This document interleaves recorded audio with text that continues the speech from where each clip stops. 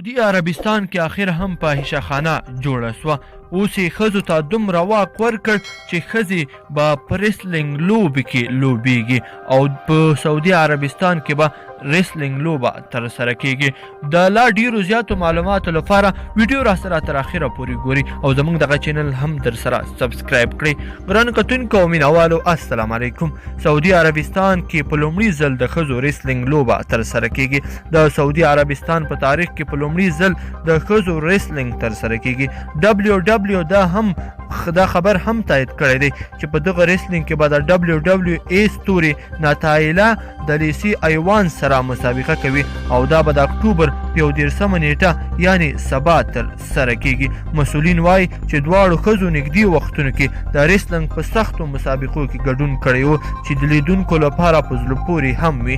د دواړو ترمنځ مسابقه به د کینګ فهد لوبغالي کې ترسره کیږي. په دغه لوبغالي کې د سعودي عربستان ښځو ته پرته د عبایي یعنی برقعي د ورتللو اجازه نشته. همداراز سعودي عربستان حکومت د WWE سره پر تړون تر سختو نیوکو لاندې هم دی.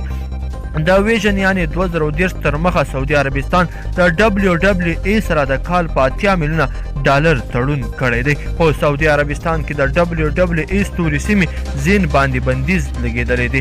سیمې زین اصلا د شام اوسیدونکې ده او له همدې امله هغه نشي کولی چې په سعودي عربستان کې په ریسلینګ کې برخه واخلي. نږدې وختونو کې د سعودي عربستان او WWE ترمنځ د خبریال خاشقجي د وژنې له امله اړیکې خرابې شوې وي او له همدې امله په وروستیو ریسلینګ کې مسابقو کې چې په سعودي عربستان کې ترسره شوې جان سینا، ډین البرین او کیون اونز برخه وانخیسته. په سعودي عربستان کې تازه د سیاحت او د ټولنې په نورو برخو کې ډیر بدلونونه راغلي دي. د سعودي عربستان ولیعهد محمد بن سلمان په دغه هیواد کې اصلاحات راوستل او نه یوازې دا چې په سعودي عربستان کې د موسیقي کنسرتونه هم ترسره شو بلکې سینما هم پکې پرانیستل شوه.